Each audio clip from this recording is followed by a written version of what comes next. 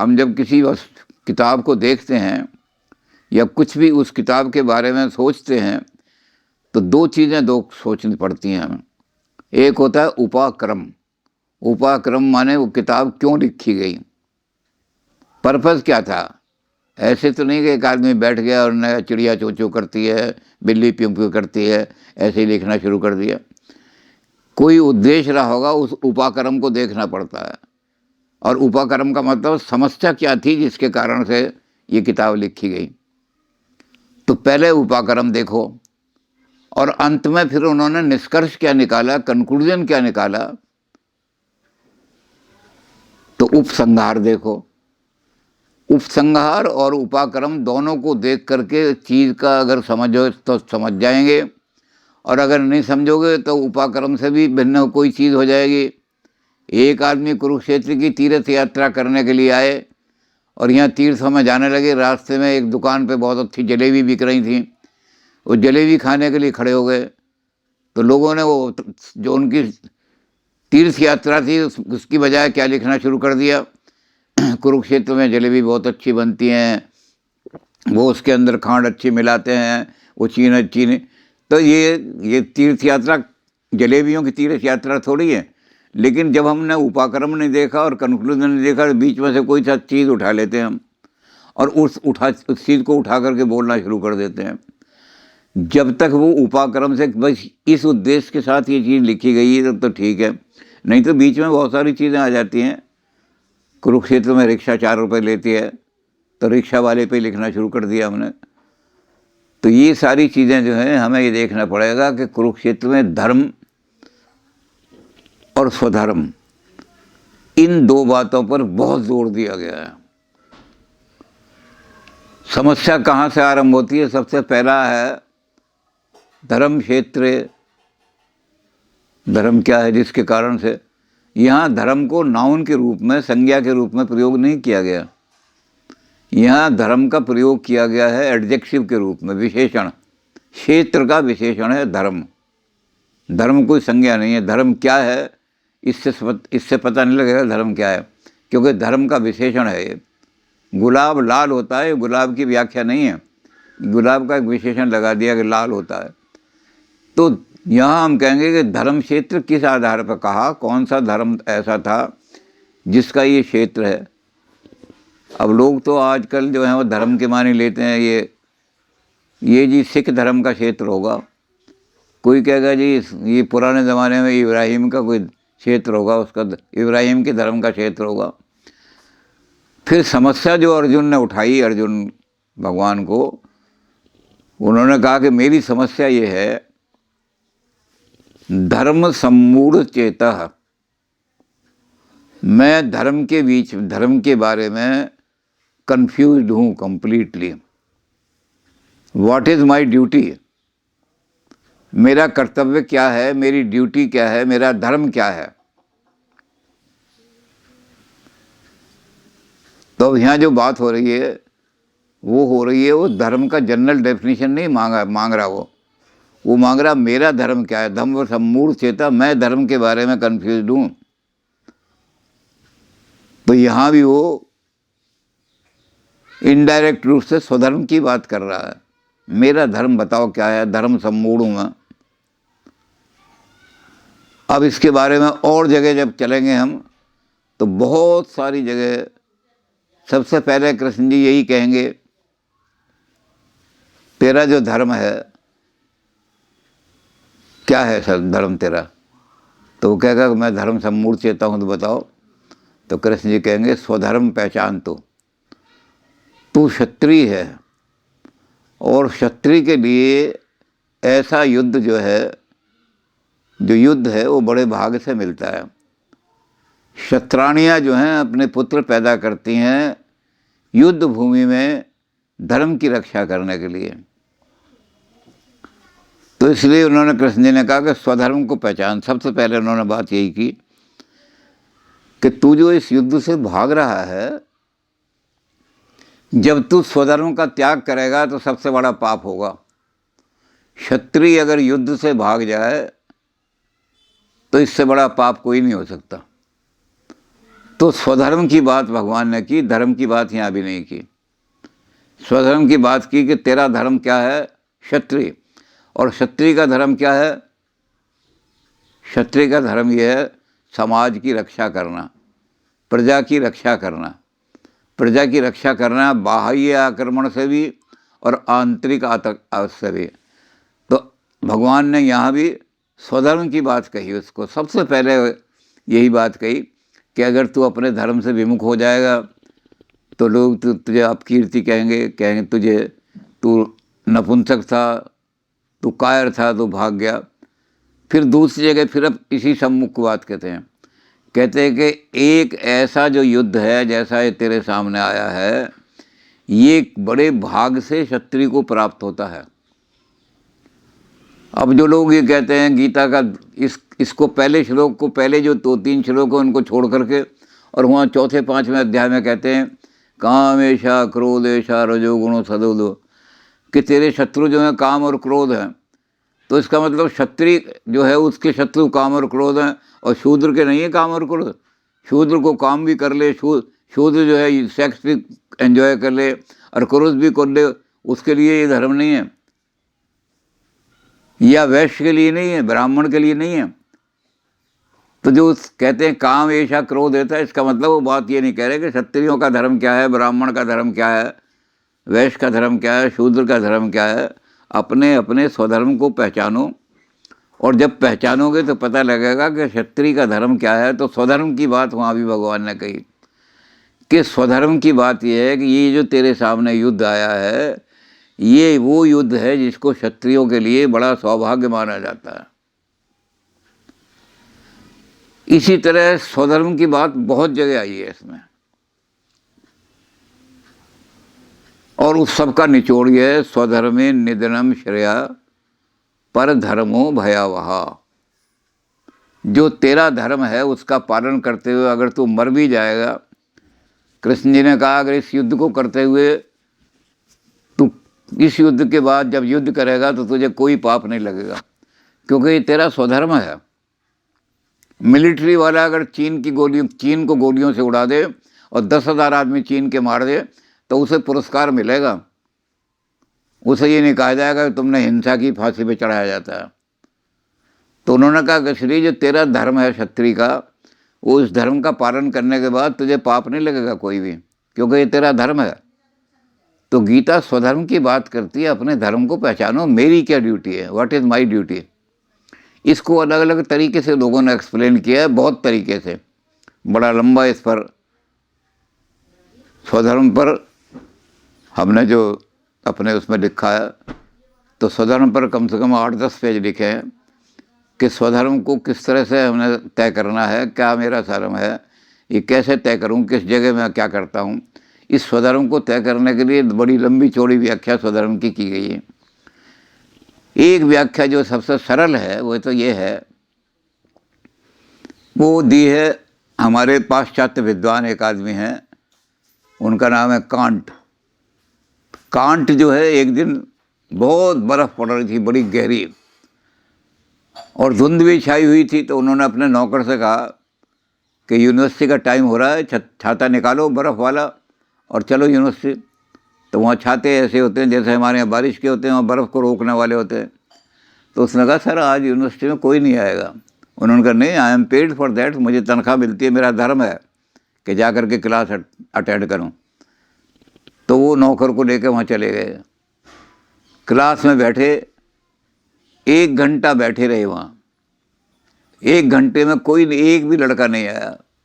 जब वहाँ से 1 घंटे की क्लास हुई, जब वहाँ से चले तो लैम्पी ने कहा कि सर मैं तो पहले ही कह रहा था कि कोई लड़का नहीं आएगा। तो कहने के लैम्पी, if they have not done their duty it is no excuse for me not to do my duty. स्वधर्मे निधनम श्रेया परधर्म बहावा। अगर उन्होंने अपना धर्म पालन नहीं किया तो मैं इसको बहाना बना करके ये नहीं कह सकता कि मैं भी अपना धर्म पालन नहीं करूँगा, मैं अपने स्वधर्म में मर जाऊँगा, कुछ भी हो। पर दूसरा अपना धर्म पालन कर रहा है, इस बात से मेरा नहीं कि वो नहीं कर रहा जी मैं क्यों करूँ। पर धर्म हो भयावह, दूसरा नहीं कर रहा तो इसके बारे में सोचना या इसके बारे में खाली कंडेम करके रह जाना, ये इससे तो और स्थिति ठीक नहीं होती। ये करो कि दूसरे अपने धर्म पूरा कर रहे हैं या नहीं कर रहे हैं, मैं इसको एक्सक्यूज़ बना करके, इसको बहाना बना करके अपने स्वधर्म से नहीं टल सकता।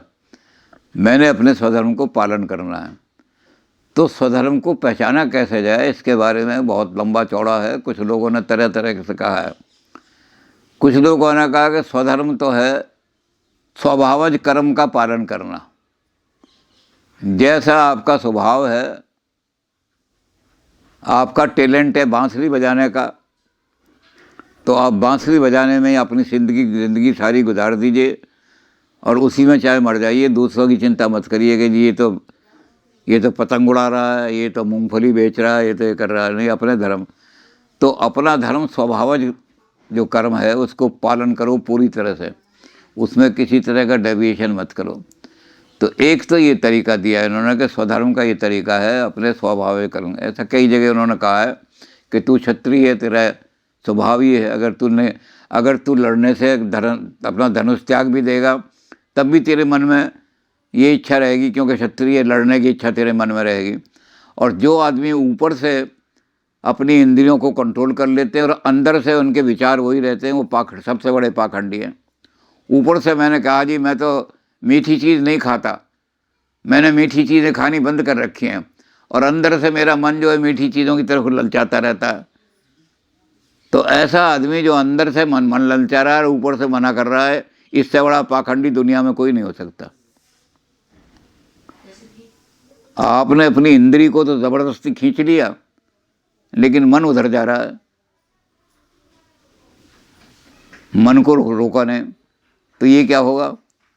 ये कोई ये नहीं जी ये बड़े त्यागी हैं जी, इन्होंने बहुत दिनों से मिठाई नहीं खाई। मन तो मिठाइयों की तरफ जाता रहता है। तो ये जो आदमी है, ऐसे आदमी कि जिन्होंने इस तरह सा काम कर रखा है, ये सब के सब ऊपर से दिखाने वाले पाखंडी हैं। अपना धर्म है, उसको पालन करने के लिए सारी चीज़ें करनी पड़ेंगी हमें, बिल्कुल ये करनी पड़ेंगी। तो स्वधर्म को या तो स्वभावज कर्म के रूप में समझो। तो इसलिए कृष्ण जी ने कहा कि तू अगर लड़ाई नहीं भी करेगा, गांडी रख भी देगा, तो क्षत्रिय होने के तेरे कारण तेरे मन में बार बार ये जोश आएगा कि मैं लड़ूं, ये भावना। और ये अंदर जो भावना है इसको कंट्रोल नहीं कर पाया, ऊपर से तूने रख दिया, तो ये कोई धर्म नहीं है, पाखंड है। तो इसलिए तेरा जो धर्म है कि क्षत्रिय का धर्म, उसको पालन कर युद्ध करने के लिए खड़ा हो जा। तो एक तो ये है स्वधर्म की। दूसरा जो है, जिन्होंने इसको शोषक दृष्टि से देखा है, उन्होंने कहा चातुर्वर्ण्यम मया सृष्टम गुण कर्म विभागशः। मैंने समाज जो बनाया है इसको 4 तरह से बांटा है। किस तरह से बांटा है? जाति के आधार पर नहीं बांटा, मैंने गुण और कर्म के हिसाब से इस सारे समाज को बांटा है। और उस गुण और क्या किया? चातुर्वर्ण्यम, उसको वर्ण कहा है, जाति नहीं कहा है। वर्ण जो होते हैं वो गुण और कर्म के हिसाब से होते हैं, जाति जन्म से होती है। तो जो गीता के स्कॉलर हैं वो कहते हैं कि गीता वर्ण की बात करती है, जाति की नहीं। जाति तो वो होती है कि जिनके जन्म की एक विधि हो। सारे घोड़े एक ही तरीके से जन्म लेते हैं तो उनकी एक ही जाति है। सारी चिड़ियाँ एक ही तरीके से जन्म लेती है, उनकी एक ही जाति है। सारे मनुष्य जो है उनका जन्म लेने की विधि एक ही है, तो मनुष्य की एक ही जाति है। सब मानस की एक ही जात, गुरु नानक देव जी ने कहा। तो जाति की व्यवस्था गीता में नहीं है, गीता में वर्ण की व्यवस्था है। और वर्ण जो है वो गुण के हिसाब से तय होता है। वो गुण भगवान ने सारे कर दिए, उसका वर्णन भी कर दिया है। षटकर्मा है ब्राह्मण, 6 गुण होंगे जिस ब्राह्मण के अंदर, वो जिस व्यक्ति के अंदर, वो ब्राह्मण कहलाएगा। वेद पढ़ना पढ़ाना, नॉलेज को ग्रहण करना सब जगह से, नॉलेज के लिए मन में इच्छा होनी कि और ग्रहण करूँ, और उस नॉलेज को आगे लोगों को बांटना। तो पहला काम तो ये है ब्राह्मण का। दूसरा काम क्या है? यज्ञ करना और कराना। यज्ञ माने सेक्रीफाइस फॉर दी, जो हमारे 5 यज्ञ हैं, ब्रह्म यज्ञ है, देव यज्ञ है, पितृ यज्ञ है।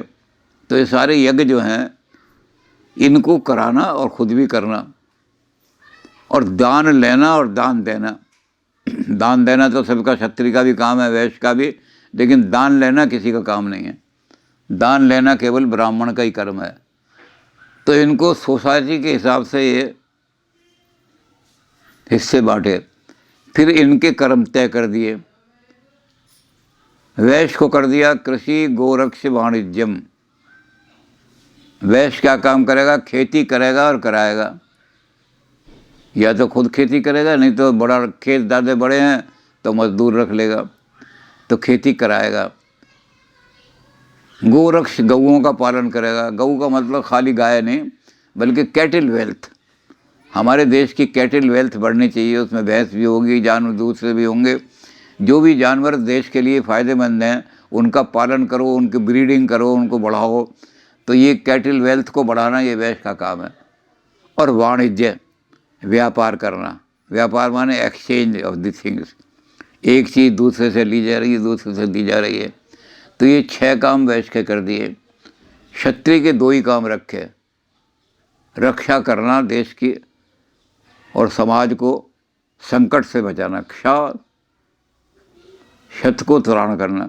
क्षत माने जो दुखी हैं, जिन पर अत्याचार हुआ है, जिन पर जुल्म हुआ है, उनको त्राण, उनकी रक्षा करने के लिए, उनकी रक्षा करने के लिए खड़ा होगा। और समाज को आतंकवादियों से, ये दुष्टों से, राक्षसों से बचाएगा। ये क्षत्रिय के 2 काम कर दिए।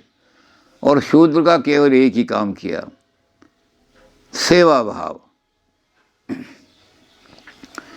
तो ये शूद्र जन्म से नहीं है, ये कर्म से हैं। ब्राह्मण कौन होगा? जन्म न जायते शूद्रा संस्कारा दुज्जते। जन्म से तो सभी शूद्र पैदा होंगे, कोई ज्ञान लेके पैदा नहीं होता। लेकिन जो संस्कार प्राप्त करेगा, जिसको ज्ञान प्राप्त हो जाएगा, अच्छे संस्कार लेगा, उसको द्विज कहने लगेंगे, ये ब्राह्मण है, ये वैश्य है।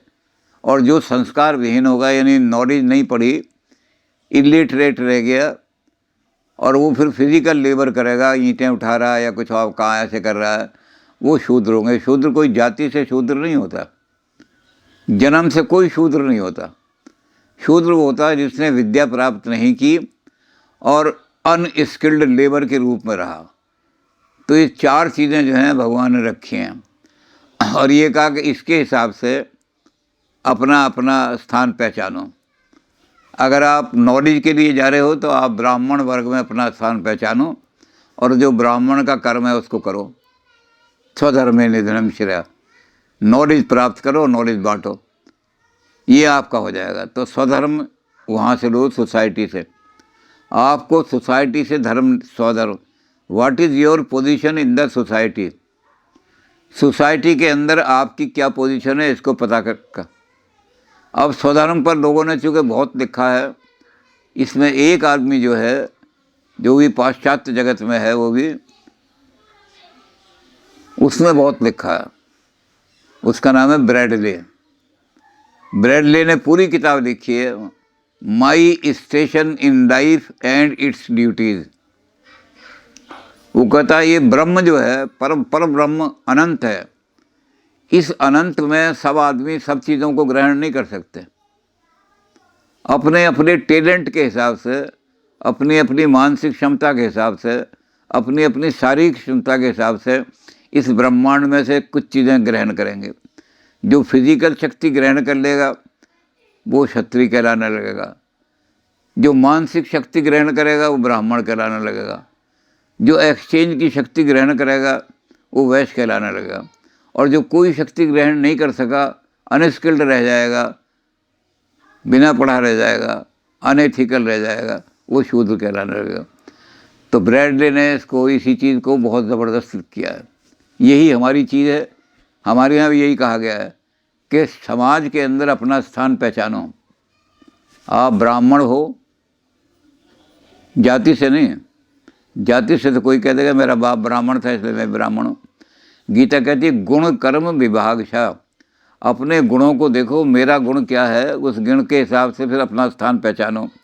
मेरे अंदर शिक्षा ग्रहण करने का गुण है, तो मैं फिर टीचर बनूंगा या कहीं ऐसी जगह जहाँ या अखबार नवीस बनूंगा या ऐसी चीज़ बनूंगा जहाँ विद्या का और नॉलेज का काम होता हो, तो मैं अपने स्थान को पहचानूंगा वहाँ पर। क्षत्रिय अगर मेरे अंदर शक्ति है तो मैं ये पहचानूंगा कि मैं फौज में भर्ती हूँ या क्या करूँ, पुलिस में भर्ती हूँ क्या करूँ, और उसके हिसाब से मैं अपना स्थान पहचानूंगा। अगर मेरे अंदर शुरू से ही एक्सचेंज वैल्यू है कि मैं तुझे 2 रुपये दूंगा, तू मुझे उसके बदले में ये दे दे, तो आप वैश्य में चले जाओ, वहाँ अपना स्थान ग्रहण करो और अच्छी तरह से बढ़िया तरीके से विनिमय करो। हमने अरबों रुपए का विनिमय चीन के साथ करना है, अमेरिका के साथ करना है, तो उसमें कौशल में आप काम करो, क्योंकि आपकी बुद्धि विनिमय में बड़ी तेज़ है। तो आप विनिमय के अंदर वैश्य का काम करो। और आपकी अगर बुद्धि किसी चीज़ में नहीं गई और आप इलिटरेट रह गए तो फिजिकली सबकी सेवा करो।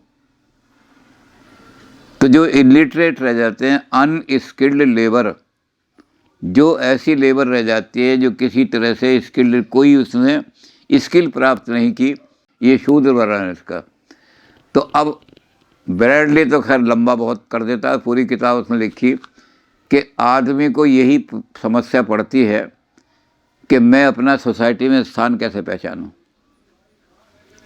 सारी ज़िंदगी आदमी भटकता रहता है और उसे ये पता नहीं लगता कि मेरा स्थान क्या है सोसाइटी में। How can I contribute to the infinite, वो जो इन्फिनिट ब्रह्म है, उस ब्रह्म को मैं कैसे अपना सहयोग दूं, मैं उस ब्रह्म के अंदर कैसे लीन हो जाऊं। अब मैं ब्रह्म में लीन होना चाहता हूं, तो मैं खोज रहा हूं कैसे लीन हूं। तो मैंने क्या काम किया, एक वो खूंटी ली, चौकोर खूंटी, और गोल सुराख था, उसमें ठोकनी शुरू कर दी। वो सारी खूंटी भी टूट गई, सुराख भी खराब हो गया। तो मुझे अपने टैलेंट के हिसाब से, अपनी शक्ति के हिसाब से अगर मैं अपना वर्ण नहीं चुन रहा, तो सोसाइटी का भी नाश हो जाएगा और मेरा वो टैलेंट भी बेकार हो जाएगा।